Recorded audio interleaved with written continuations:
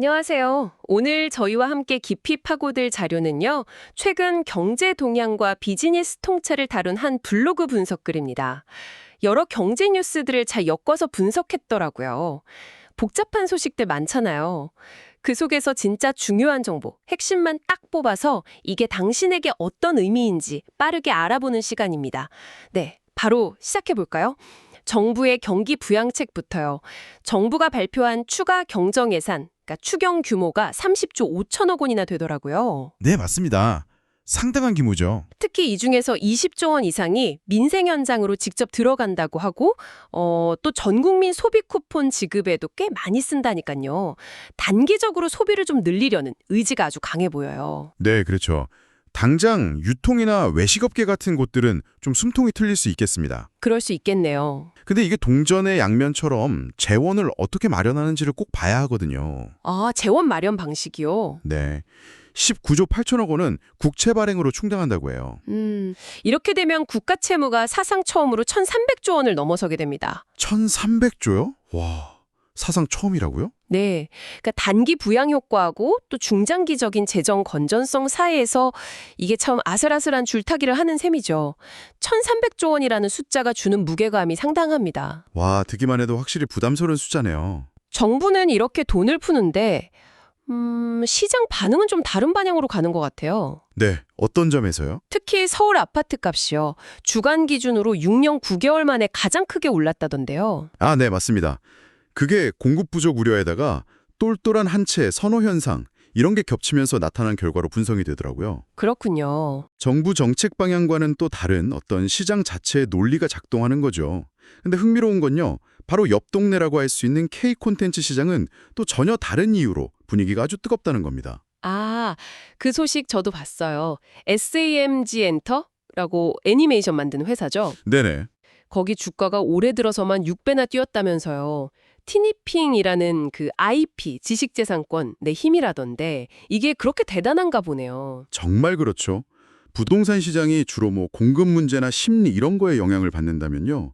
콘텐츠 산업은 국경 없는 IP 경쟁력하고 글로벌 확장성, 이게 성장을 이끄는 핵심 동력이거든요. 아, 동력 자체가 다르군요. 네, 완전히 다른 성장 방정식을 보여주는 사례죠. 어떻게 보면 위기 속에서도 또 새로운 기회를 찾는 산업의 단면을 보여주는 것 같기도 하고요. 위기 속 기회라.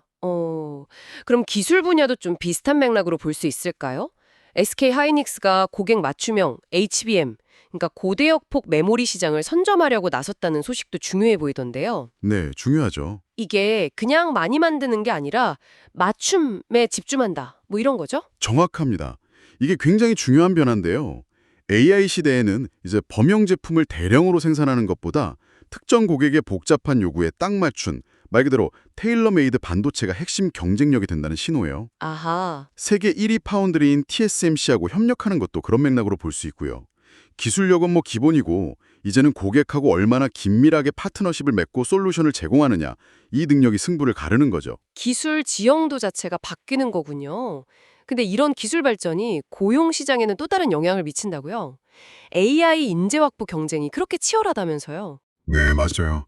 빅테크 기업들이 AI 투자는 엄청 늘리면서도 일부 사무직은 오히려 줄이는 그런 움직임을 보이고 있습니다. 아, 그래요? 네. 동시에 최고의 AI 전문가를 데려오려고 수천억 원대 연봉의 보상을 내걸고 인재 전쟁을 벌이고 있죠. 수천억 원대요. 와. 그렇죠. AI가 단순히 효율을 높이는 도구를 넘어서 일자리 구조 자체를 근본적으로 바꾸고 있다는 걸 아주 잘 보여주는 현상입니다. 그렇군요. 마지막으로 중국 소식도 안 짚어볼 수가 없을 것 같아요.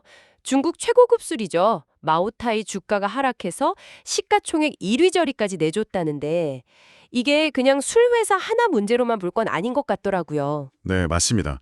마오타이는 중국 내수 경기의 온도계, 특히 고급 소비 시장의 바로미터 역할을 하거든요. 아, 바로미터요? 네.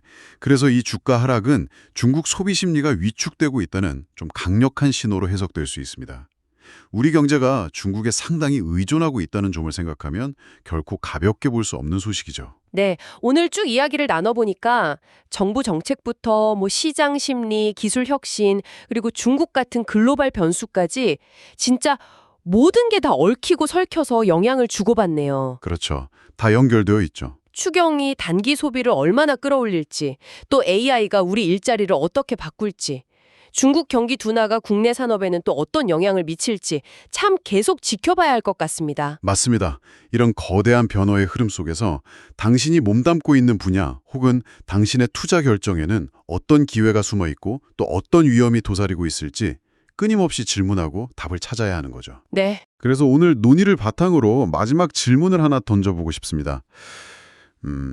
이렇게 가속화되는 AI 발전, 또 정부의 재정 정책 변화, 불안정한 글로벌 수요 같은 이런 거대한 파도가 있잖아요.